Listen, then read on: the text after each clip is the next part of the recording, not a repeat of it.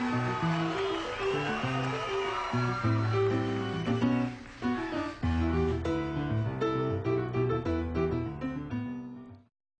everybody. We are here today with Joyce Palmer. Now the reason Joyce Palmer is here is because she sits at the same table every single Friday lunch and doesn't get around the room much.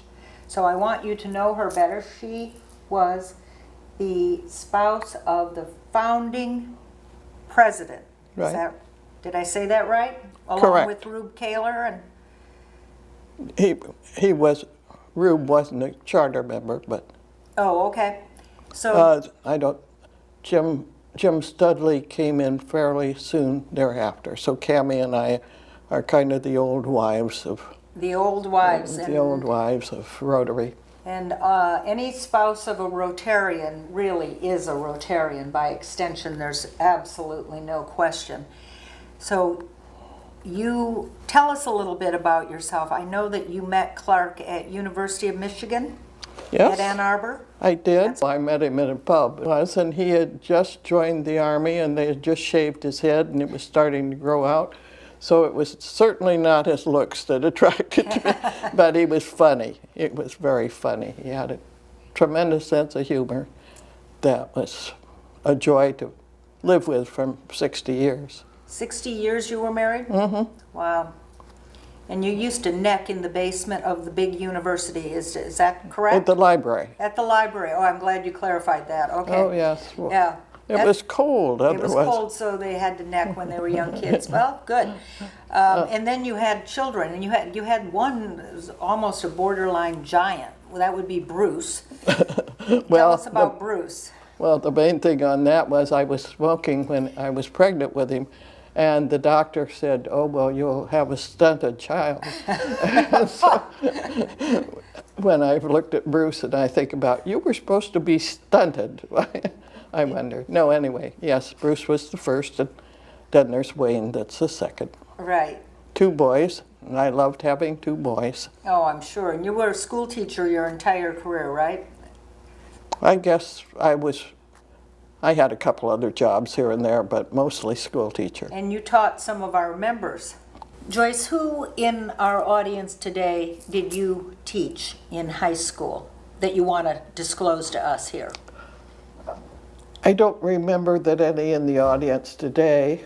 I do remember Ray Lee Esty, and I taught regular math most of the time. Oh, and math. Catherine Van Den Toorn was one of my early students. I joined Rotary in 2000, so I did get to meet Clark. Before he had his stroke. Yes, before he had a stroke. Very sweet guy, and what an amazing Rotary he started. And then we started another Rotary from this Rotary, the Breakfast Club, right? Didn't we have Jim? Well, I was thinking more of Lviv in Ukraine, too. Yes. We sponsored the club over there, and that was a great trip to go and see that, be part of that ceremony. Yes. You and several Rotary couples took some amazing trips over the years. Working in a booth for Project Amigo, that is one of our World Community Service organization. Tell me about the changes you've seen in Novato. Oh, heavens. Well, the 50s were really full of changes. That's when all sorts of things. I was involved in starting the high school. Clark was involved in starting the city, starting the Rotary Club. Downtown, if you're really talking the major part of Grand Avenue, that part doesn't seem to have changed too much. What kind of music do you like? Mostly classical. Mostly I sang. I sang with the Winfred Baker Chorale. Oh, did you? And Clark did too. We did for 40 years while she was directing it. And then, so one of the things I always say when people say, "What do people not know about you?" I sang in Carnegie Hall. There you go. And we did more than once, actually. And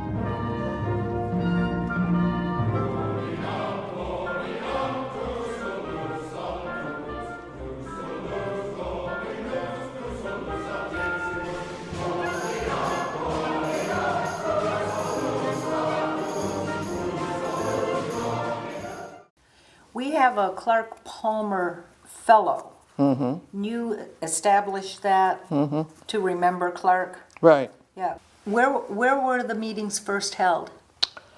A cafe that was in the old Octopus building, which is now, what is that now? Chianti, I guess. How many original members were there at the very, very beginning? I don't really know. My guess would be 20, 20. 20 So it started out 25, as- so yeah. a pretty good size. It was mostly Grant Avenue merchants. All men. Remember? All men, of course. A couple of members that I remember particularly were Harley McCaskill, who had a men's wear that was a very good store, and Aaron Hiller, who had a shoe store. And the two of them were put on the first debunkings. I remember it must not have been the first one, but it was for Chuck Joseph, who was the undertaker, and they came in wheeling this coffin in. And anyway, it was very funny. And then when Ben Borak, when they had the debunking for him, they all came in with Star of David. Well, we're really glad that you joined Rotary. Good. Well, I did. You're a very important member. I was asked to come as soon as Clark died. So Yes. and Very good. I've been very happy to be a member. Well, we love having you. Thank you very, very much. Wonderful to get to know you better. And we will have another one next week, and you may be next.